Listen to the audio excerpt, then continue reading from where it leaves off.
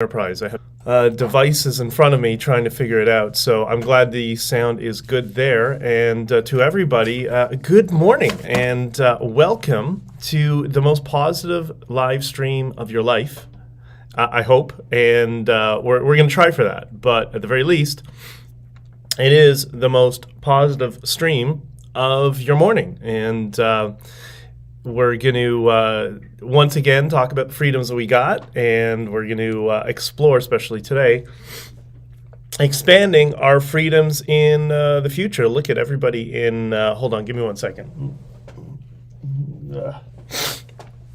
I don't know what's wrong with maybe it's allergy season.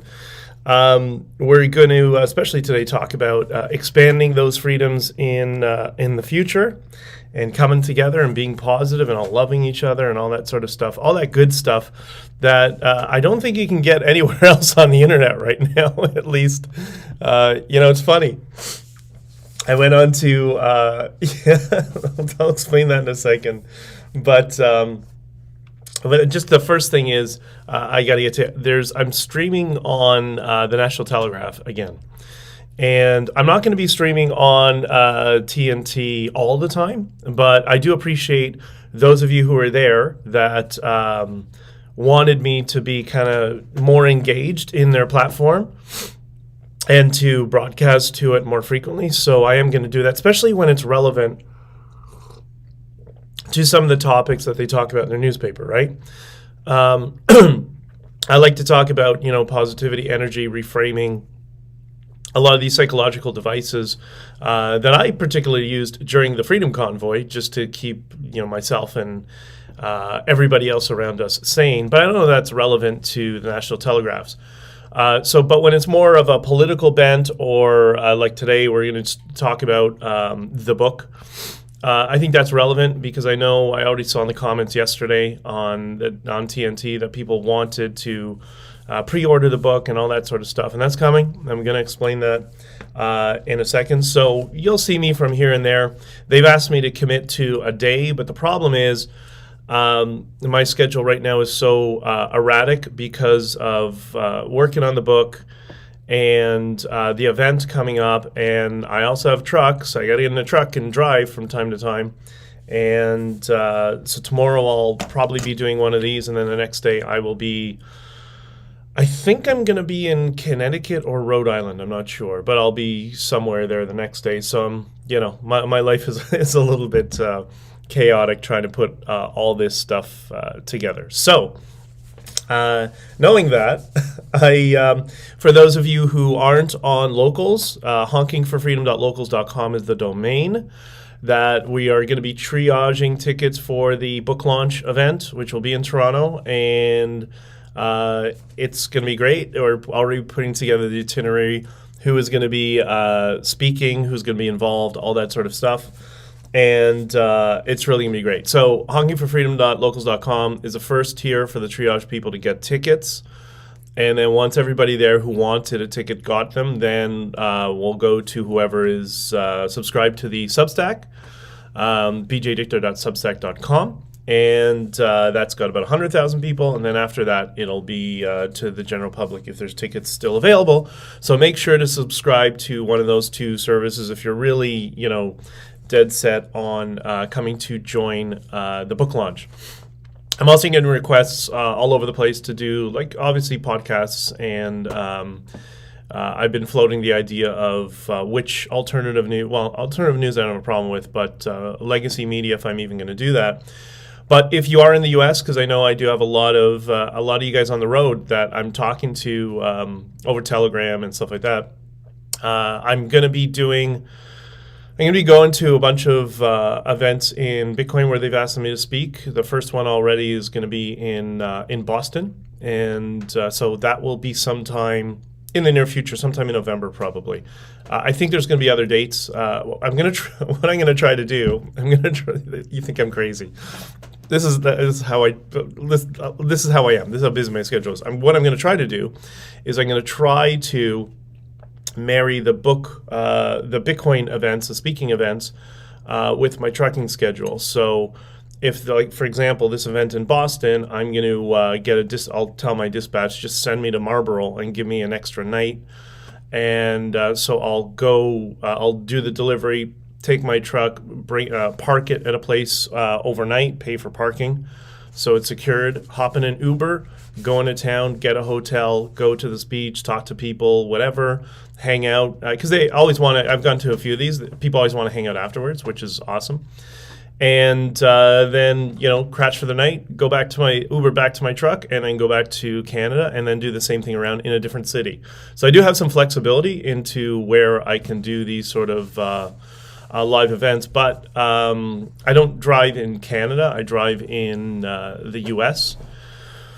That might be an opportunity in Canada. I haven't really broached it with dispatch yet, but let's see. We'll see what happens. Ryan C7, morning. Legault must go. Quebec elections today. Oh yes, and Bolsonaro. Bolsonaro forced a runoff election yesterday, but really concerned about that because that's exactly what happened in Colombia when I was just there. I was there during the election, or at least the first round, and they installed their Hugo Chavez, who I'm concerned is going to ruin the country, just like they did in Chile. And they're trying to go down the same path with Lula in Brazil, who already, ruined the country for 8 years while he was in power. So, like, this whole leftist, like, what's wrong with people in cities? Really, what's wrong with people in cities that they just... Anyways, I'm going to do a whole episode on that because I have a theory about that. Because this phenomenon of leftism in cities is not unique to Canada and the United States. It's happening all over Latin America. And I'm not talking about people who are just traditionally liberal, but the people who are traditionally liberal who are voting for extremists. Like, that's my concern, But anyways, Robin, good morning with 3 cups of coffee, Robin. Is that what you're drinking? Megan, good morning. Sonia, I'm so glad to have you guys here. Oh my God, yes, going to vote today. I haven't even been monitoring to the Quebec elections. I get the impression for people, it's just anybody but Legault because he was such a tyrant during all that lockdown nonsense. So hopefully, I wish you guys the best of luck, and hopefully life will get back to normal for you as well. So this morning, I turn on my computer. And one of the things that was still cached in my browser was Twitter. So it was the first thing that popped on my screen. I'm like in a daze, I'm half asleep because I just walk over to the computer. I'm like, okay, I got to get my day sorted and look at my OmniFocus and see kind of what's on tap for today. And what do I see? The Twitter trending topics. Here are the Twitter trending topics where I am, because they change all over the place. These are the Twitter trending topics today: ivermectin, Pfizer, grooming, Moderna, Alex Jones, Lehman Brothers, hell no, and USDT. And people in Bitcoin know what that means.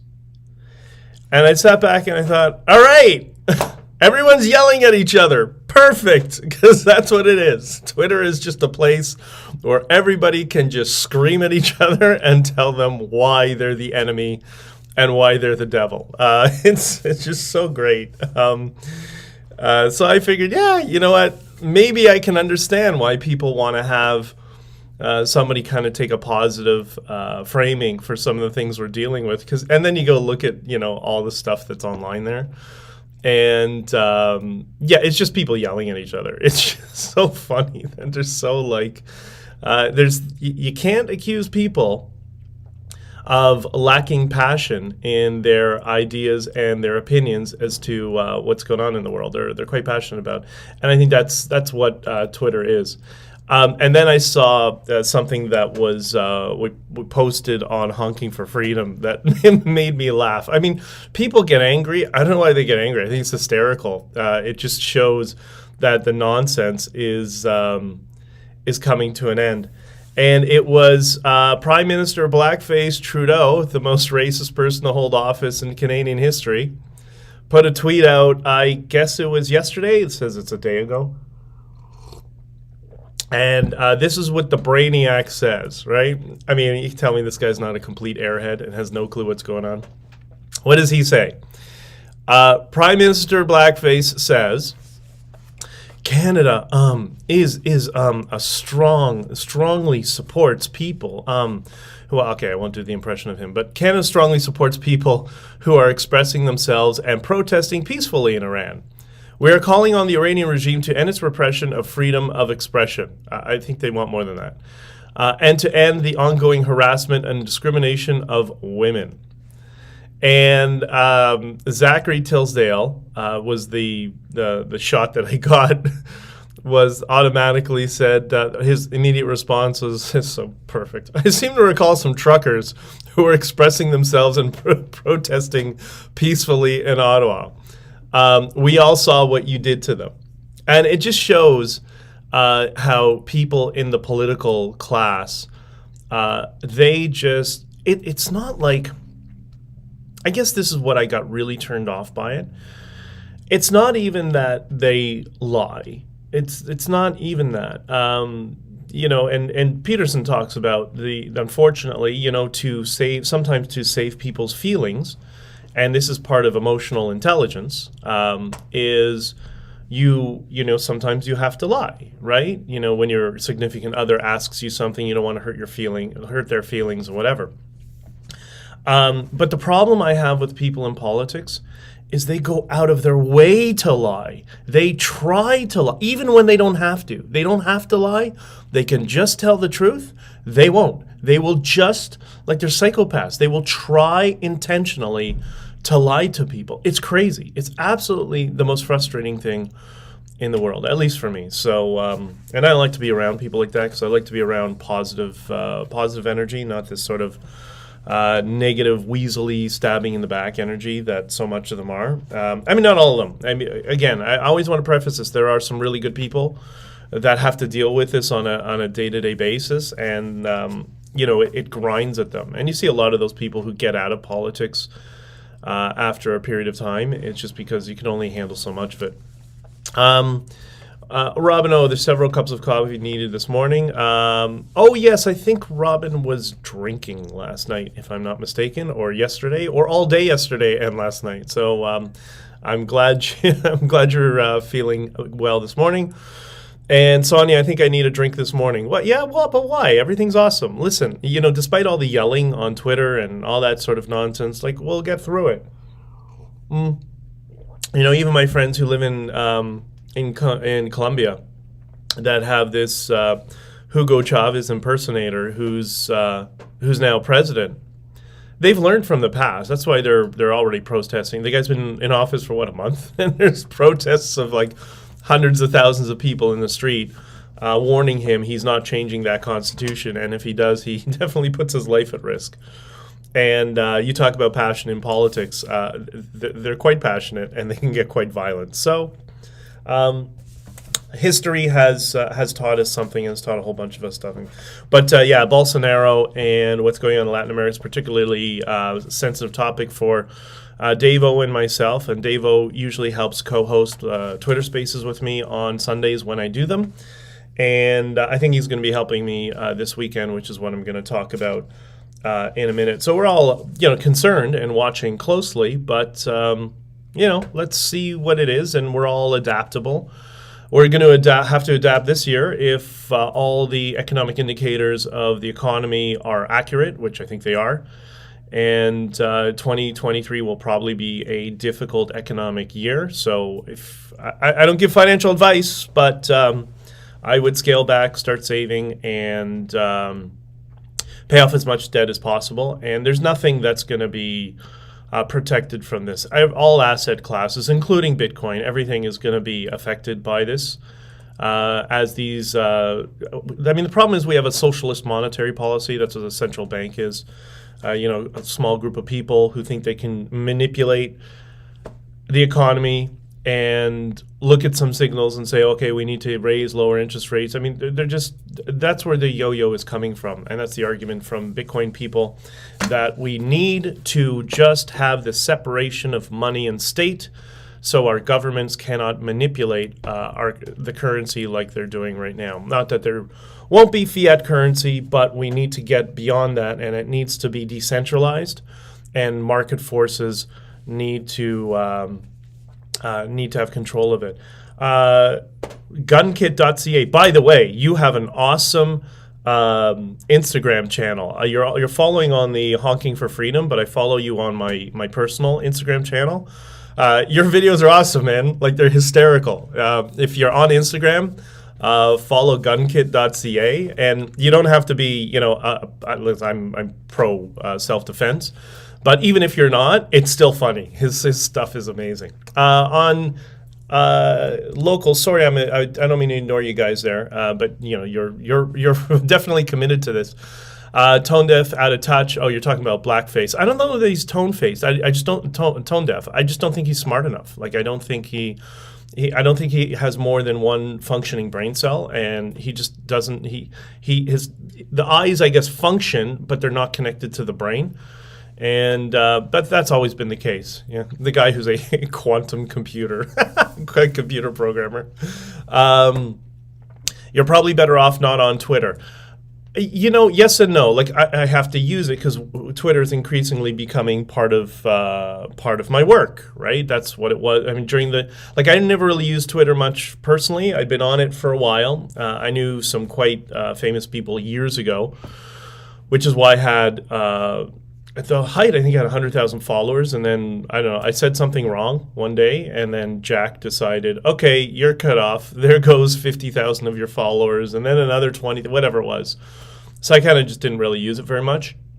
But then the Freedom Convoy became an important tool because I needed a strategy to circumvent the censorship bots, but I also needed a way to communicate with everybody, which is...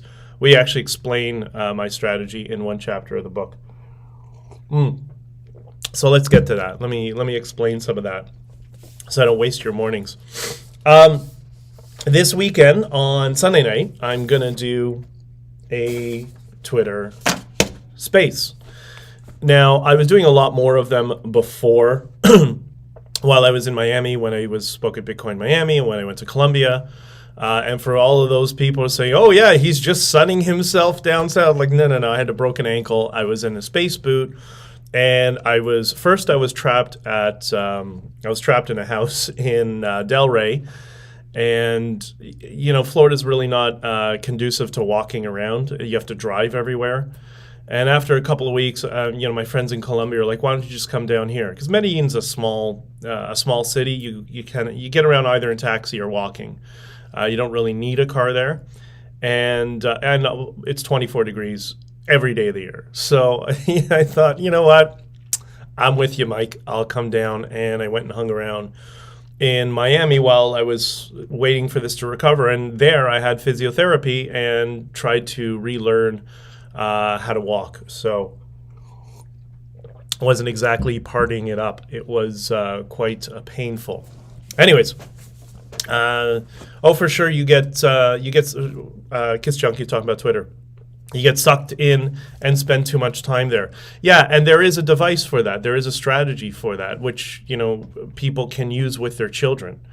I have some friends who have children. They're worried about their kids getting addicted to the iPad, social media, all that sort of stuff. And the trick is, and you can do this with social media too. I talked about this in a previous stream.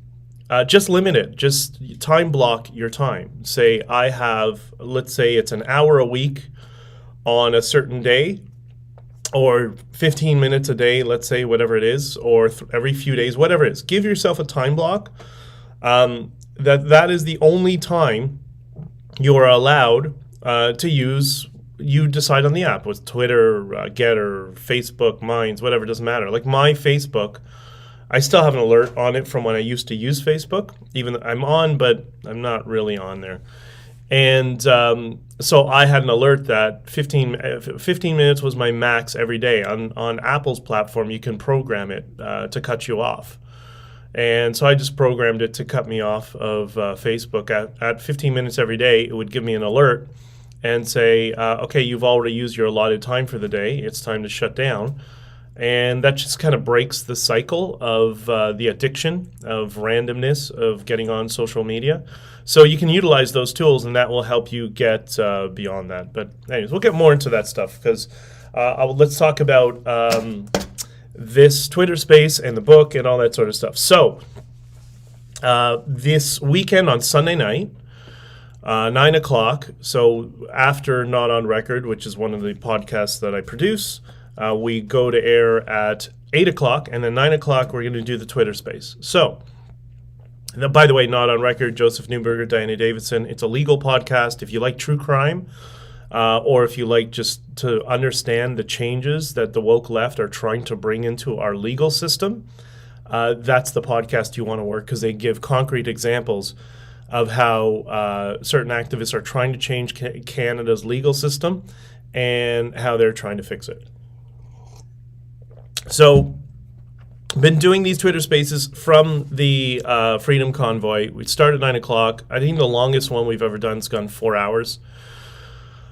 We'll try to not do that this weekend, but they tend to be pretty long. And the idea is, for those of you who aren't on Twitter Spaces, good morning, Maddie, who aren't on Twitter Spaces, who haven't been a part of it, the idea is it's just kind of like it's a digital stage, if you will, and there's a few people on stage who are talking, and people can participate. People can be brought up to ask direct questions, and then it just becomes a conversation between all of us. So we've all seen people like Quentin Peterson or Gad Saad or Stephen Hicks or any of these people give presentations. They'll do their presentation. There will be a conversation, kind of a fireside chat, and then questions for the audience. So it's kind of the digitization of that. So that's what we're going to do on Sunday. And Dave O, I think Mark Petroni will be there, conservative talk show host who comes on, I'm friends with. And I have to do an interview with him today too. I just remembered. So join us on Sunday night. And on Sunday night, I'm going to talk about a few things. One is finalize the date of the pre-launch. Okay, so the pre-launch will be coming, I think, relatively soon. Some people had asked, who are following on TNT, they wanted to buy the book already or pre-order the book. So we're just finalizing that date. You'll be able to do that, and we're going to announce that in the Twitter space. Okay, so we're just trying to figure that out. We're also going to finalize the date that the book is going to be available. And the book will be available in and about the time of the book launch itself. And the book launch event, that's going to be the live event, which is going to be in Toronto for everybody in Western Canada. No, we don't think we're the center of the universe. That's only our idiot politicians here. Most of us here love Western Canada, not just places like Banff, but places like Medicine Hat, I thought was really quite charming, and Grand Prairie.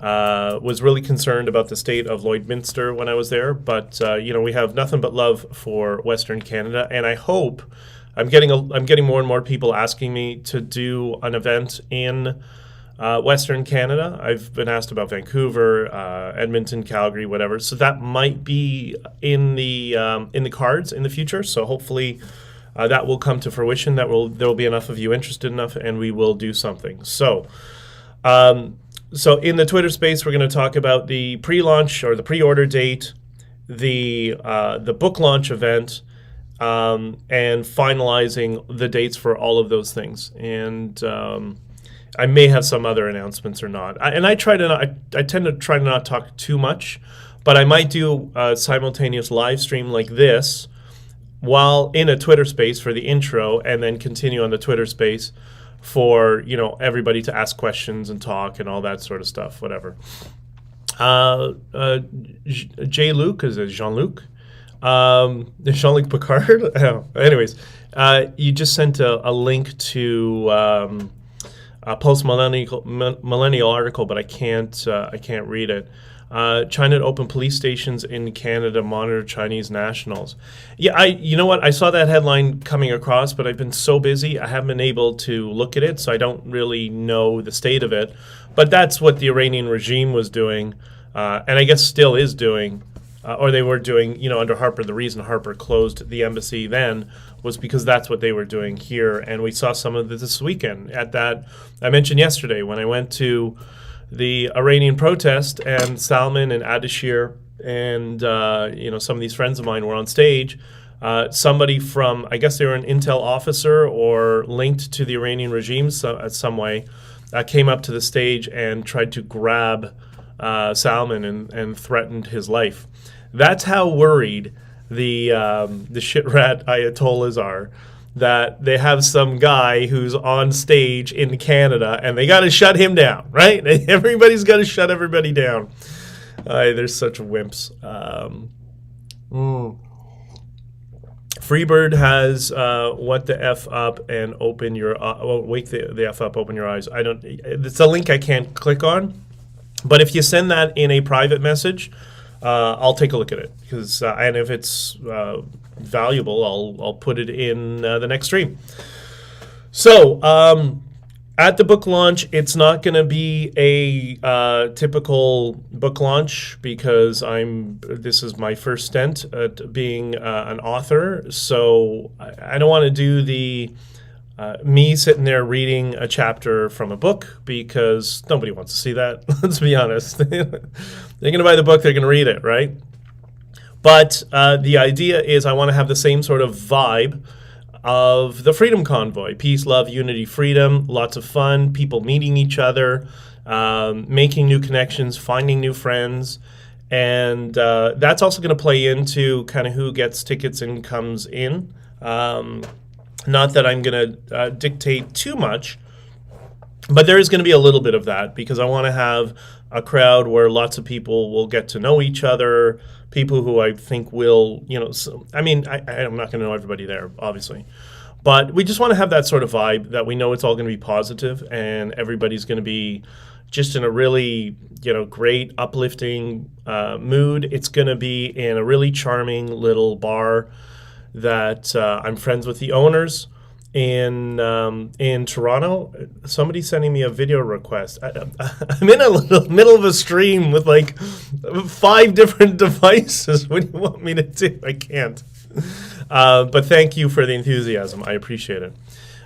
So the vibe is going to be positive. If you drink, great. Have a few beers, hang out. And if you don't, that's also awesome. And we're going to start probably 6 or 7 o'clock, we're not sure, and be there up until everybody wants to leave. Just like when I did the press conferences in Ottawa, I didn't put any limitations. I wanted everybody who was there in alternative media to ask all the questions that they wanted.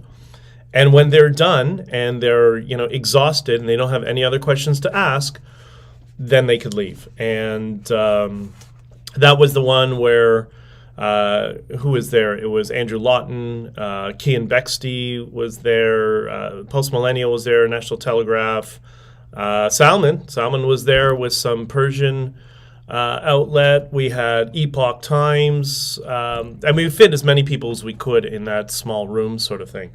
So it was quite good. So that's the vibe that we're going to do with the book launch party, and then hopefully everything will work out. That after that, I'll already have some events lined up that I'll have to go to in the Bitcoin community, the Bitcoin world, because there's a lot of crossover between, and some people didn't understand that during the convoy.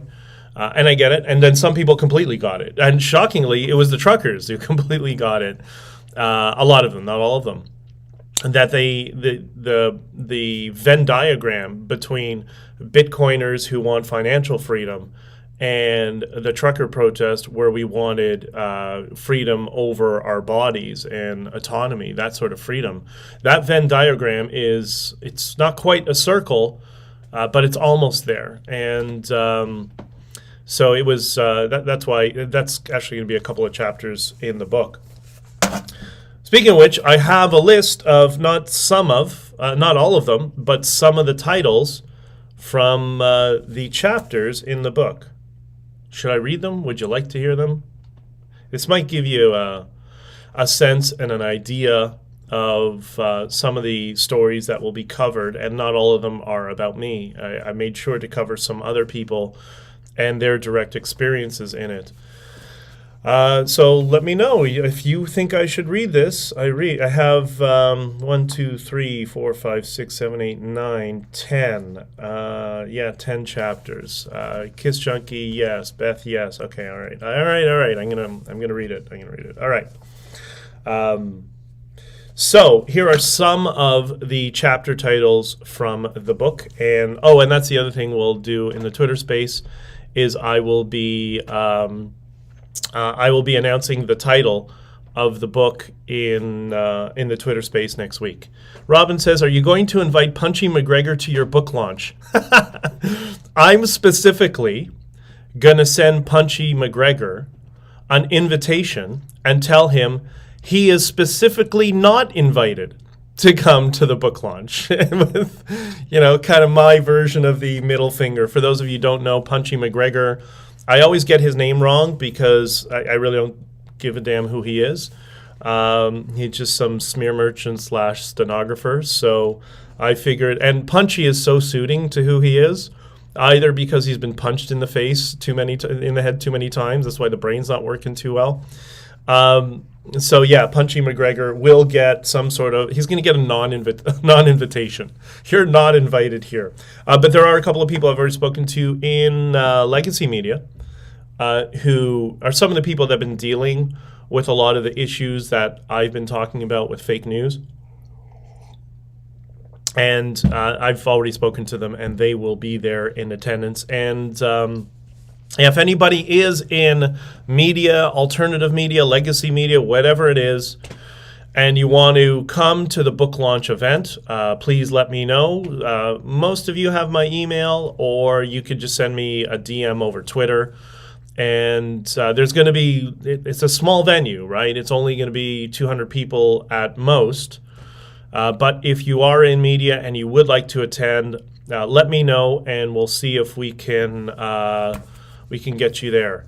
Freebird, yes, I've already spoken to him, and yes, he is going to be there. So thank you for that. I don't want to say his name right now. I don't want to get him into trouble because he tends to get in a little bit of trouble lately in the media. In the media from his from other people in media tend to give him a hard time. So I don't want to put more pressure on him. Okay, so chapters for the book. This is about a third of them. And I think these ones are pretty much finalized. We might change them a little bit. As over the next 4 days, there might be a few final changes. But, 4 days, 2 days. All right, so, and this is in no particular order. So, because the whole book is actually a story in order. And it starts with Out West. And, we did some interviews from the people who were with the truckers in the beginning who started it and told their story. And we told, there's 2 chapters, which is the trek across the country and some of the things that happen. And, it's really quite amazing. Okay, so I don't remember I know which chapter number this is, but irrelevant. So here are some of the chapter names. And let me get my pen so you can check them all off. One is Illuminating the Darkness. The darkness. And you might think that's a play off of Blackface Trudeau. It's not, but that would have been an amazing title for the darkness of Mr. Shoe Polish on his face. Everybody lives by a core value. Next one. Please remain calm and loving. And I think you're going to see a lot of that throughout that book. You saw a lot of that during the messaging, during the convoy in my interviews. The heart of the protest. The next one, I love this one's great. The small fringe minority, right? Because that's what we are, right? We're just a small fringe minority of people all over the world who started running convoys and protesting their governments. Yeah, we're just a small fringe. 420 Mom Life. Good morning. Which book? Which book is this? This is my book.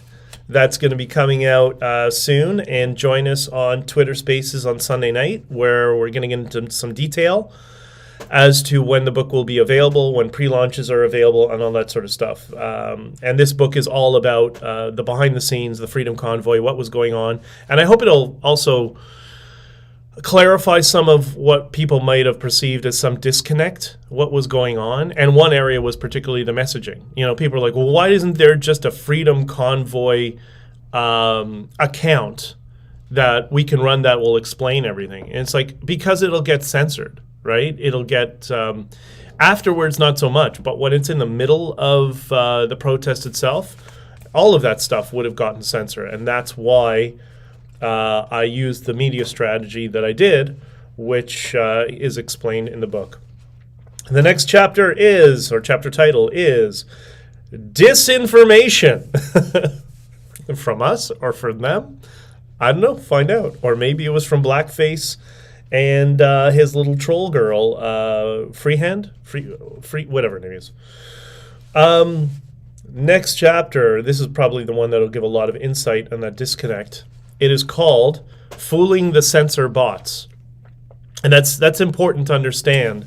A topic I have here I was going to talk about yesterday, and I might talk about tomorrow, which is artificial intelligence bots. So there's different types of bots. There's bots that just get programmed, and an API just grabs a script and puts it out on Twitter, on Telegram, whatever. And that's when you see a response from somebody who has an account, a burner account that has like 4 followers, and it'll just respond and say, you're a loser, but it won't actually address the argument. That's a bot that's doing that. That's not a person. But now what they're getting into is artificial intelligence bots that actually have a degree of machine learning. And I've been experimenting with one over the past week or so. And it's a little concerning, but we'll get to that. Next chapter title is Demonizing the Freedom Convoy. I don't know, did you see any of that? Did you see any demonization? Oh yeah, Punchy McGregor.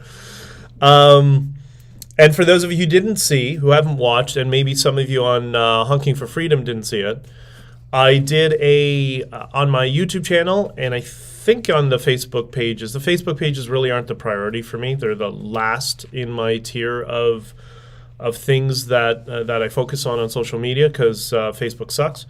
But I did on my YouTube channel, you'll see there's an episode called How the Media Lies.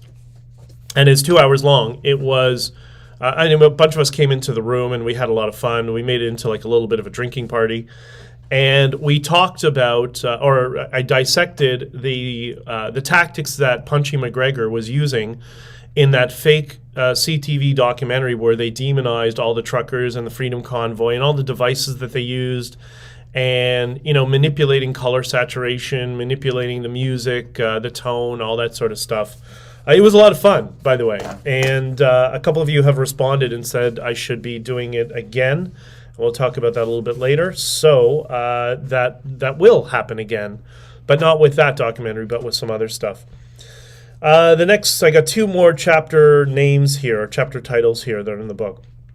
One is Live from the Ditch, and some of you who have been watching the Freedom Convoy and some of the coverage online on YouTube and alternative media, people streaming, you'll understand what that's about.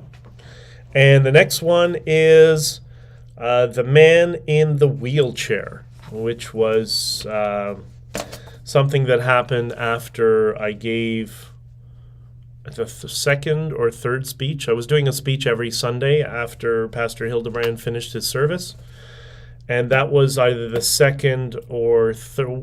I did 3 of them because we were there for 3 weeks, and that was after either the second or the third. I think it was actually the third, but anyways.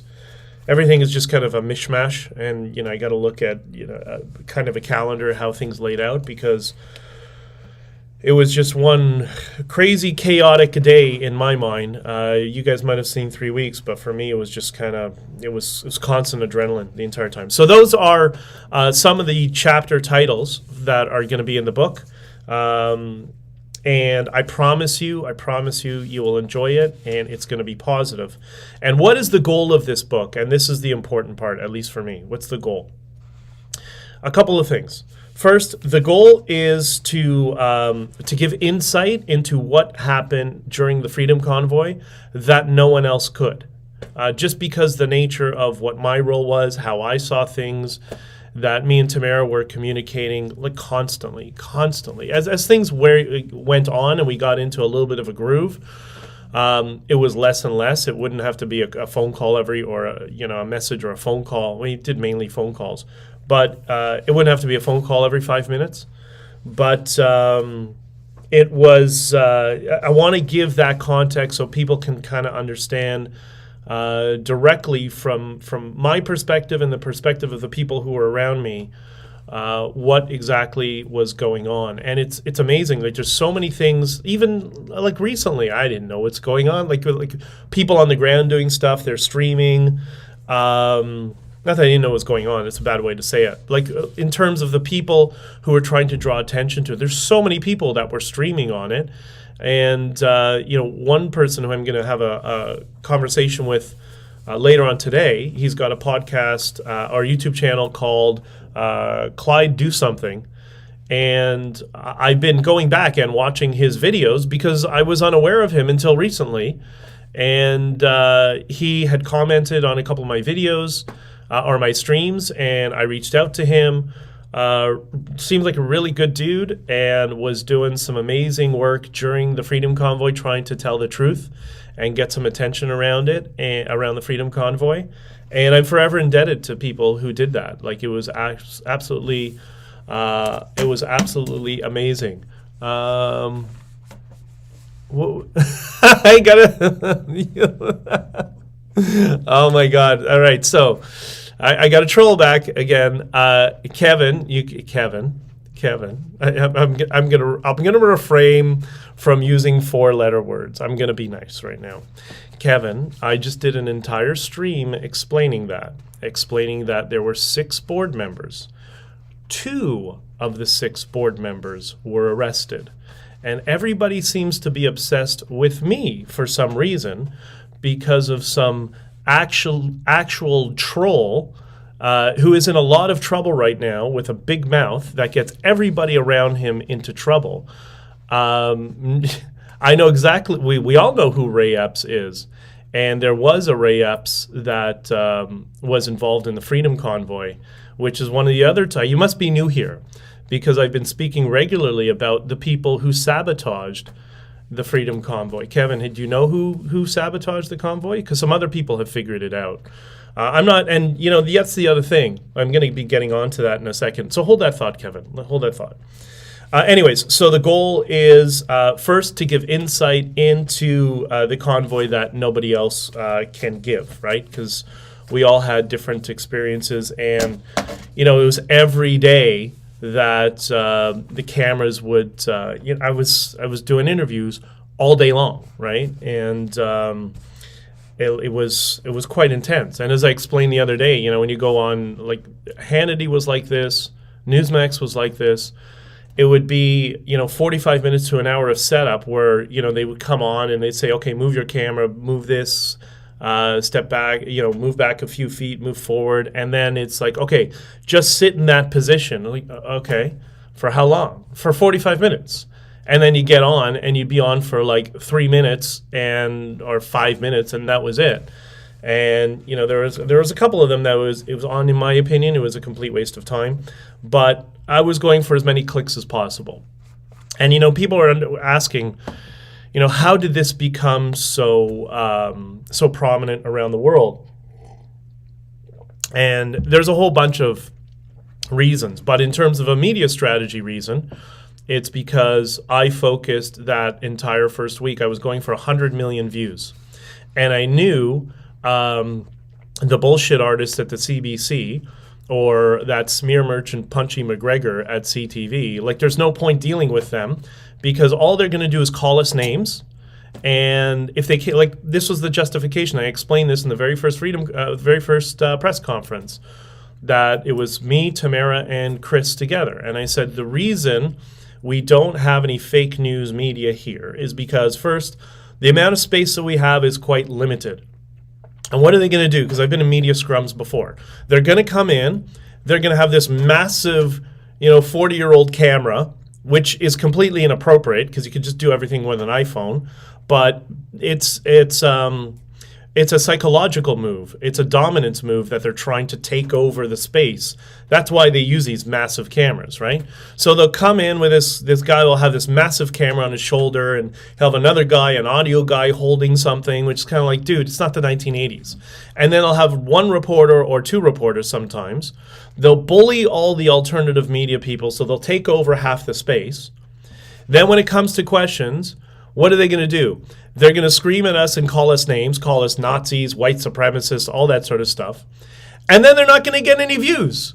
Nobody's going to watch them. The only people who watch them are people in politics and other journalists. So other journalists are going to use it. They're going to quote mine, and then they're going to start calling us names. Well, why would we do that? What's the advantage of that? And that's why I banned them from the press conference. And that video that Salman Sima put up, where Punchy McGregor from CTV was stalking my hotel room, absolutely decimated his credibility. And I think he was trying to get his credit. He was trying to rebuild his credibility with that bullshit fake documentary about the Freedom Convoy a couple of weeks ago, which is exactly why we did the watch party.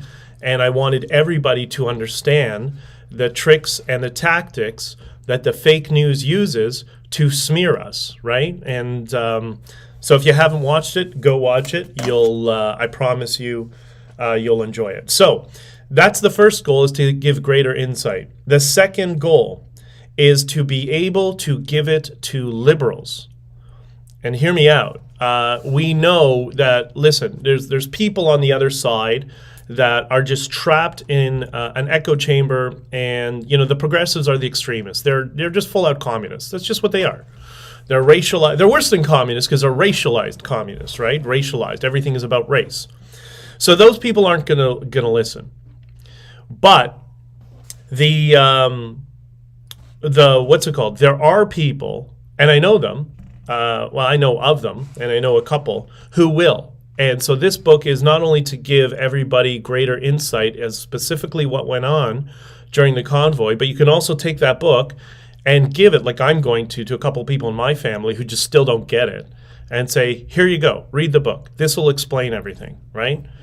And because the entire story is positive and has, that positive view, that framing of exactly what went on, what me and Tamara were dealing with, people trolling us like Kevin is doing right now, the people who claim to support freedom but then at the same time try to stab us in the back.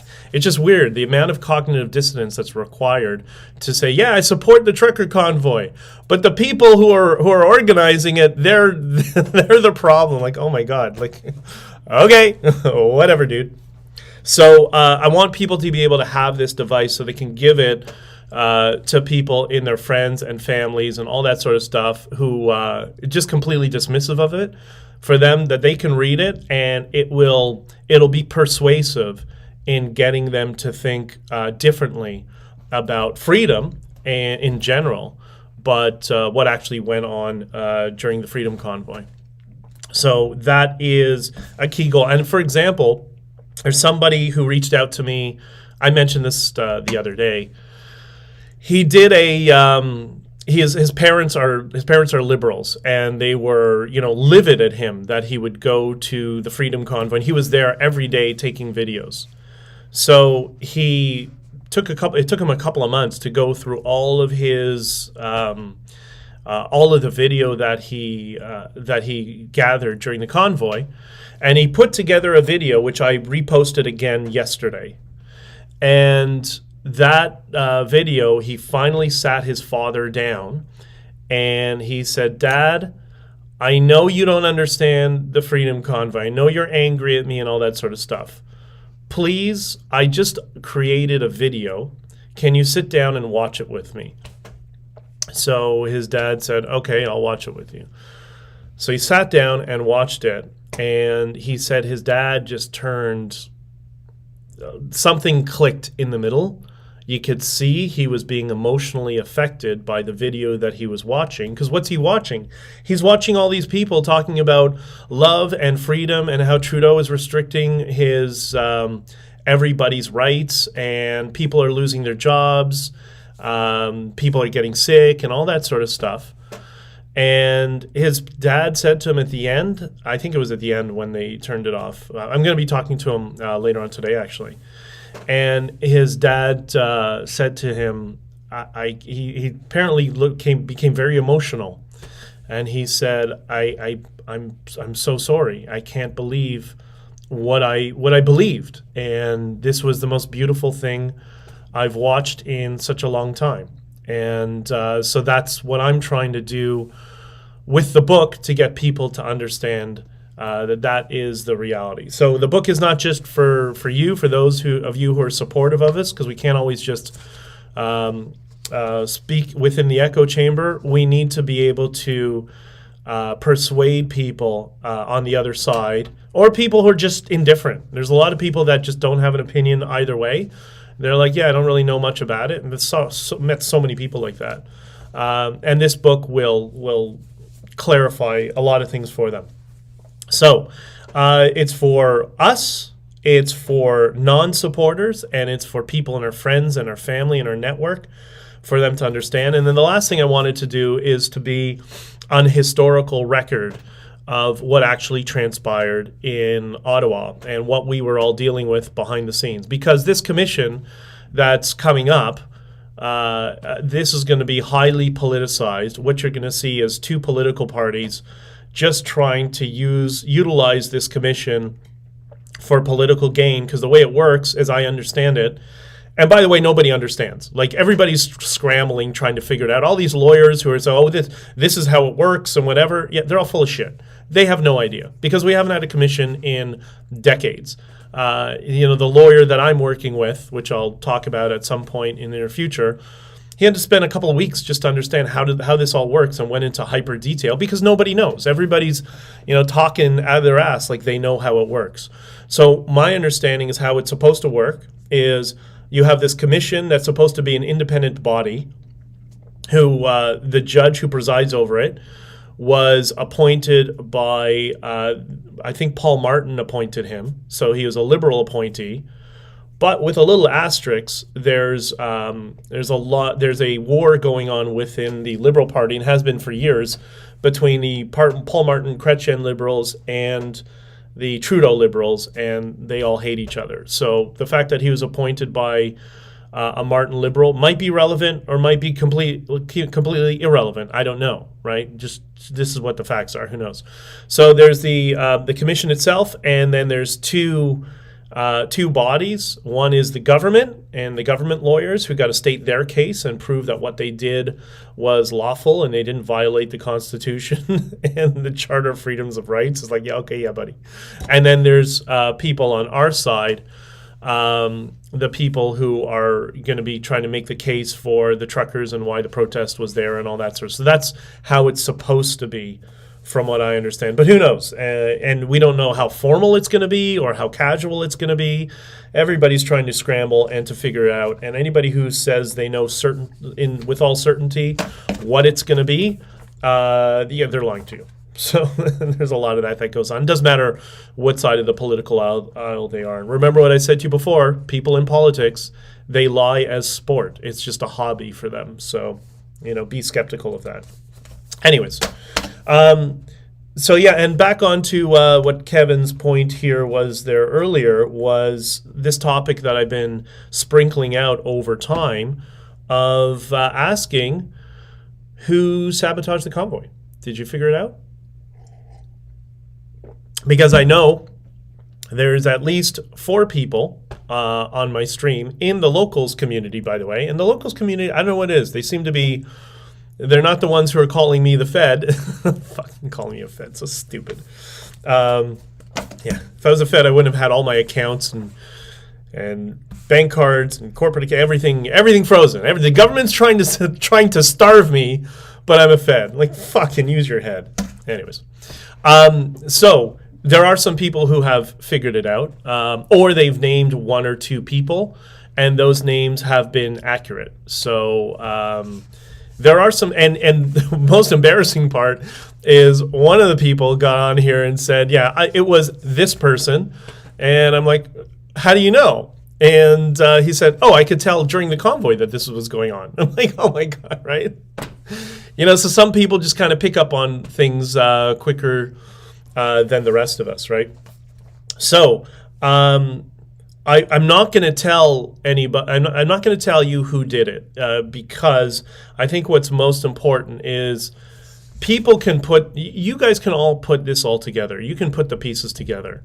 If I start giving you clues here and there and talking up a little bit here and there and dropping some hints, you don't need me to tell you who sabotaged the convoy. You can figure it out on your own, right? And and if you have questions or whatever, pose them, and I'll tell you. You're getting warmer, you're getting colder, but I want you guys all to figure it out on your own, and I think you will. So, because again, I know so many people have already done. And most importantly, why is this important? People ask me, well, why do you? I mean, firstly, I asked a bunch of you maybe 10 streams ago, do you even want me to talk about who sabotaged the convoy? And overwhelming number of yeses. Yes. Okay, so I know there's appetite for that. But the other thing is we need to get rid of the blackface era and to get rid of all the communists and extremists and all that sort of stuff. All of us who are objectivists, and what I mean is people who are on the conservative side of the aisle, and the few people who are still liberal but are, the type of people who would vote for a conservative government, because there are liberals like that who would do that. Let's not pretend that everybody in the world is so hyper-politicized. There are people who just they don't trust any politicians, and they just if there's a good policy over there, they're going to vote for that. So there are those people. But we're all, I like to define us as the more objectivist type person. It's not, facts don't care about your feelings. This is not the subjectivist world. This is the objectivist world. And I think all of us on the objectivist side of things, we need to all unify and come together and get beyond the blackface era of politics in this country and in our society broader. But we can't do that if people are constantly sabotaging us, and that's the problem. So we need to be aware of the threats from the inside and the people who are rug pulling us on our own team, which is what we saw during the Freedom Convoy. We need to know who those people are, and you need to know who those people are, and you need to figure it out. And I'm pretty sure you will. I have a lot of faith in you. And also, it's a delicate balance, right? So, which is why I don't really want to get too much into that beyond giving you guys some hints, and you come to your own conclusions. And I'm there for you if you need me. A lot of good mornings. Trudeau must go, and 100%. And it's not just Trudeau. It's the philosophical underpinnings of what Trudeau is and the people around him. They all need to go. Okay, I got 1 minute and 58 seconds remaining. 3 comments. First, from Denise. BJ, thank you for keeping your supporters up to date. Thank you, Denise. That's why I'm doing this. Whenever I'm not in the truck, I'm going to do this as much as possible, so you guys know. Then I got a couple of comments from Tao. Tao comments so much on YouTube. Thanks, Tao. I appreciate it, brother. And Tao and I disagree on a bunch of issues, but he's open-minded and he participates, so I appreciate it. He says, who are the 6 of you leading things? That was always unclear. Yeah, so when people are like, oh, you're going to get arrested. Well, yeah, either did 4 other board members. So there was Tamara and Chris Barber, myself, Chad, Chris Guerra, and who was the 6th? Who was the 6th? Well, Sean Thiessen, I think, was the 6th. I don't know. I have the records here, but yeah, there were 6 of us that formed the board for the Freedom Convoy when we were in Ottawa, And of the 6, only 2 of us were arrested. And of the other 100 or so volunteers, none of them, a couple of them got picked up and catch and release.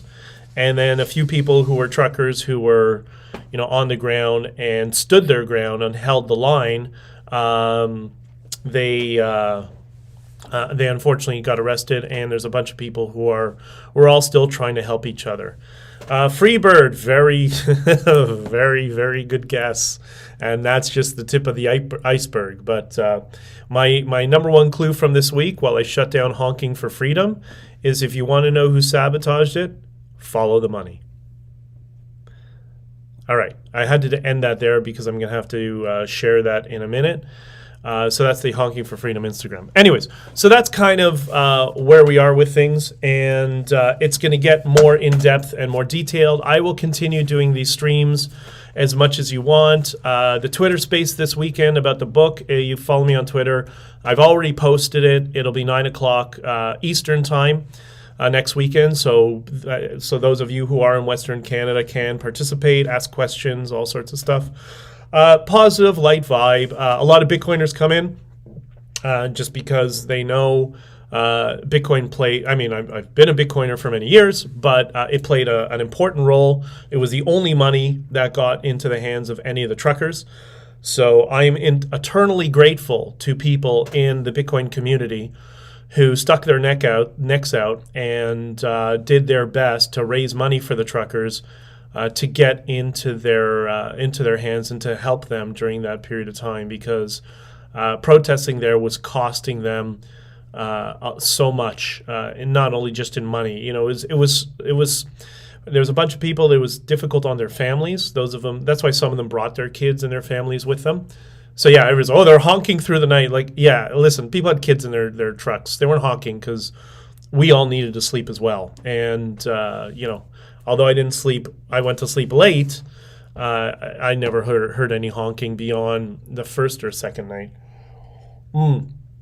Okay, on locals, Beth says in regards to the commission, it will likely be very formal, makes a better show. No, I don't think so. I think it's going to be somewhat casual, but it's going to be very controlled. The government and all sides are going to do everything they can to control every word that is spoken there, which is why I've kind of gone off on my own direction, because nobody's going to control what I say, and I don't know why it's the conservatives can't get that through their head. That I'm just going to speak the truth, whether we like it or not, and that's not so much a dig at the conservatives, but it's a dig at the political class, the political strategists who always want to control what comes out of people's mouths. Like, that's not going to happen in my case. Sorry, but I don't think it's going to really make. I don't think it's going to have any negative effects on anything, because we all have kind of the same goal, and. I think we do. I mean, I know some of them don't, but that little strategy they're running is already dead, because I already know what they're trying to do. So anyways, yes, control the narrative, thus what people hear, see, and think, manipulate the tactic. Yep, 100%. But, all of you, I think, are wise enough to see what's going on, and you all understand how the political game is played. And but it's not really relevant, because at the end of the day, like Chuck here says, and Scott says, freedom always wins. And yes, it's freedom, and the truth eventually always wins. And the fact that I've put it all together into a manuscript, into a book, people can say cha-cha-cha whatever they want. Well, you can read it in print. And all of it is verified, because verifiable, very easily verifiable. Much like all the smears of Tamara. They're accusing Tamara of taking money. They're accusing me of taking money. Accusing everybody of taking money. It's like, if you're literate, you can read the court documents, and the court documents shows exactly that everything has been put in escrow with a bankruptcy trustee. Dependent upon what happens with certain lawsuits that are ongoing. So there you go. That's the truth. All right. So I hope this was positive. I mean, I wanted to for you all to see that the book is coming out. These are the chapter titles. Some of them are a little bit, I don't, not negative, but they're a little bit of a play on words. But some of the stories that are behind it, I think they're amazing, and I just wanted to share it with everybody so everybody knows specifically in the real context of what was going on.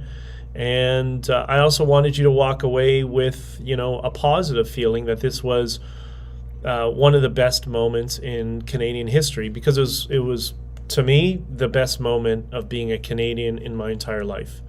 And I was so proud of absolutely everybody who was there, who supported us, who ran Twitter spaces from across the country or across the world, the people who were streaming. Some of them who put themselves at risk to do that. Like I've never seen, we always grow up with that divide. I mentioned this in, I think, Michaela's interview, Michaela Peterson's. We're always grown up with this whole narrative that Quebec hates Alberta and the West hates Quebec and everybody hates Ontario and whatever. And like, that's all just political and media manipulation. And at the end of the day, when we're all together and we can all be with each other, we all unify. And the number one unifying phrase, and apparently this drives Trudeau nuts, the number one unifying phrase, if you can pardon my language, was "fuck Trudeau." Because the truckers from Quebec know what that means and started laughing. And then the Albertan truckers saw that and started laughing. That became the phrase that everybody unified around, which was "fuck Trudeau." That's why you saw so many of those flags, because even though there was a language barrier, that's something that everybody could understand, and it was absolutely amazing. And yes, we are all Canadians, despite the differences in our culture. We respect them.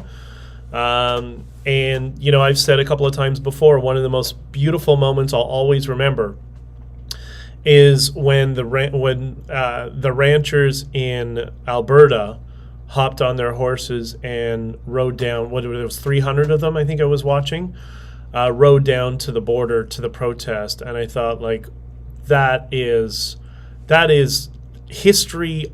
It's almost artistic in how impactful that moment was, and I'll never forget that. So it was amazing. Goosebumps is 100%. Okay, so BJdichter.substack.com is the second tier to get tickets when we have this all sorted out, and the number one tier is honkingforfreedom.locals.com to join them.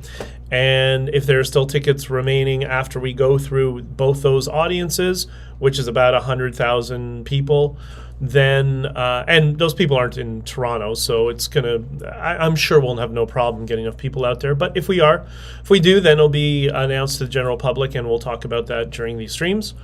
And that's it. So I want all of you, and I hope all of you, have an amazing day and a positive day. And like I always try to tell people, do your best to go out of your way to be kind to people. It's going to make you feel so much better. It helps with the cynicism of how, we see all this chaos, like the topics. When I got onto Twitter today, what were the trending topics? Ivermectin, Pfizer, grooming, Moderna, Alex Jones, Lehman Brothers, hell no, and USDT. So everybody's yelling at each other. Well, you know what? That doesn't have to be reality. And instead of taking that approach of yelling at people on Twitter, if you go down to the local convenience store, or you're in the grocery store, or wherever you are, you're getting your oil changed, and you're just like, hey man, how are you? How's your day? Whatever. You do that to random people, it's going to make their days so much better, and it's also going to make your day so much better. It's that whole gratitude and reciprocity coming together. And if that's how you start your days, or that's how you go through your days, all this other BS from politicians and the yelling at you, it's just not going to affect you, right? It's not going to bother you. You just let it bounce off of you. So I thank everybody for coming here today, including my troll. I don't know how much trolling Kevin was really doing with that. But anyways, I appreciate all of you coming here. and all your input. And we'll talk on Sunday night is the Twitter stream. I'm going to talk about that all this week. So Sunday night, 9 o'clock Eastern, 6 p.m. Pacific, I think is what it is. And let's make it fun. And this is an opportunity for a bunch of us to talk about what's coming up. And we're going to help usher in change. And we already have. And it's not just here. We've affected change around the world. And that's something that no politician will ever take away from any of us.